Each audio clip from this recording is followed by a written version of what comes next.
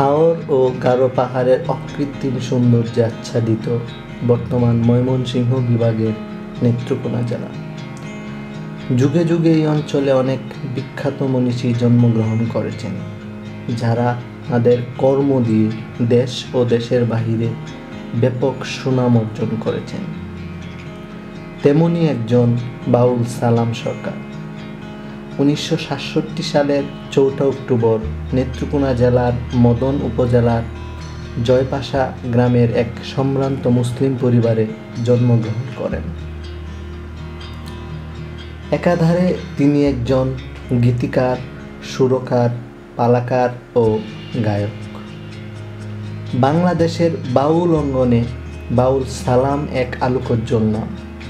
সারা বাংলাদেশ তথা বৃহত্তর ময়মনসিংহ ও বৃহত্তর সিলেট অঞ্চলে তার গান ব্যাপক জনপ্রিয়। নিজের লেখা, সুর করা ও গাওয়া গানের অ্যালবামের সংখ্যা প্রায় 300। ইতিমধ্যে তিনি দেশের গণ্ডি পেরিয়ে বিদেশের মাটিতে গান করে যাচ্ছেন।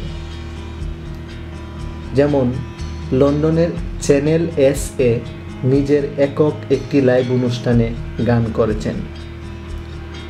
অসংখ্য জনপ্রিয় গানের স্রষ্টা এই বাউল শিল্পী স্ত্রী সন্তান নিয়ে নেত্রকোনা জেলার কেন্দ্র উপজেলা শহরে বসবাস করে আসছেন। একান্তই ব্যক্তিগত উদ্যোগে ওনার সাথে আমার এই আলাপচারিতা। জানি না আপনাদের কেমন লাগবে, তবে আমি শুধু চেয়েছি ওনার সম্পর্কে আপনাদের কিছু তথ্য দিতে।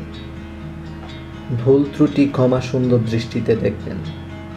তবে চলুন দেখে আসা যাক। ধন্যবাদ। কেমন আছেন? এই তো আল্লাহ রাখছে ভালো। আচ্ছা, প্রথমেই জানতে চাইবো যে আপনার গানের হাতে খড়িটা কিভাবে, গানে আসাটা কিভাবে? গানে আসাটা ছোট থেকেই আমার বড় ভাইয়ের সঙ্গে চলতাম। বড় ভাই ছিল বিদ্রোহী কবি নজরুল ইসলামের খুব ভক্ত। তো মূলত তিনিই আমার গানের প্রেরণা অনেকটা যোগাইছে। তো ওনার সাথে সাথে উনি নজরুল ইসলামের গানের ভক্ত, সেই সুবাদে আমিও সেই গানের মধ্যে ঢুকে পড়লাম আর কি। লেখাপড়াটা হলো না ঠিক মতো, তো গানের মধ্যেই ঢুকে গেলাম আর কি। আর এখন গান নিয়ে আছি। আপনার উস্তাদ সম্পর্কে যদি বলতেন। উস্তাদ, প্রথম উস্তাদ হইল আবেদ আলী সাহেব, 18 বাড়ি, বৈশ্যবাট্টা গ্রাম। আর দ্বিতীয় উস্তাদ তারাইলের মকবুল হোসেন সরকার। আচ্ছা, তো দেশের বাহিরে আপনি লন্ডনে এস টেলিভিশন, এস চ্যানেলে একটা প্রোগ্রাম করছেন। চ্যানেলে, হ্যাঁ চ্যানেল এসে। ওটার একটু এক্সপিরিয়েন্সটা যদি শেয়ার করতেন, অভিজ্ঞতাটা। এটা হলো যে লন্ডন আমাদেরকে সিলেটের লোকেরা নিল। যখন লন্ডনে গেলাম তখন মূলত ওনার কারণে আমাদের এই চ্যানেল এসে যাওয়া, যে লোক আমাদেরকে নিল আর কি। তো উনি আমাদেরকে মানে উনি প্রচার দেওয়ার জন্য চ্যানেল এসে দিছে। চ্যানেল এসে দেওয়ার পরে যখন আমরা বুঝতে পারলাম যে চ্যানেল এসে গান করব, তখন আমি আমার রুচি মতো 5টা গান করছি। ইউটিউবে এগুলো পাওয়া যায়। হ্যাঁ। বেসিক্যালি আপনার বিচ্ছেদ গানের ভক্ত আমি, তো আপনার সব গানই ভালো লাগে। তো আপনার গানের বিশেষত্বটা কি? বিশেষত্বটা আমার যেটা মনে হয় আর কি, প্রথমত আমি নবীর শান লিখতে খুব বেশি পছন্দ বোধ করি। রাসূল নামে রাসূলের শানগুলি লিখতে খুব পছন্দ করি।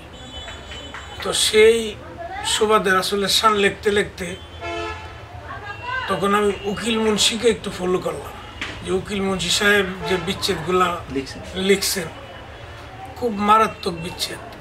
সেই ওনার বিচ্ছেদ গানের সুর এবং ওনার গানগুলি শুনে পরে আমিও চেষ্টা করলাম আর কি, যে আমিও একটু বিচ্ছেদ লিখি। এখন কেমন হইল না হইলো সেটা আপনাদের ব্যাপার। তো আজকাল টেলিভিশনে আপনার অনেক প্রোগ্রামে, লাইভ প্রোগ্রাম, বিভিন্ন রিয়েলিটি শোতে আপনার গানগুলা গাওয়া হইতেছে। তো এতে আপনার অনুভূতিটা মনের দিক থেকে খুব ভালো। কারণটা হলো অনেক শিল্পীরাই গাইতেছে, পাবলিসিটি বাড়তেছে বা মানুষ শুনতে পারতেছে আপনার গান, যে কারণে আমার নিজের খুব শুনে ভালোই লাগে। বর্তমানে আপনার ব্যস্ততাটা কি? বর্তমানে ব্যস্ততা হলো গান লেখা, গানের সুর করা, আরো পছন্দনীয় গান কিছু মানুষকে দেওয়া। আপনার তো অসংখ্য গানের সিডি বাজারে পাওয়া যায়, তো আপনার অ্যালবামের মোট সংখ্যাটা কত? অ্যালবামের সংখ্যা অডিও ভিডিও প্রায় 300। মাশাআল্লাহ।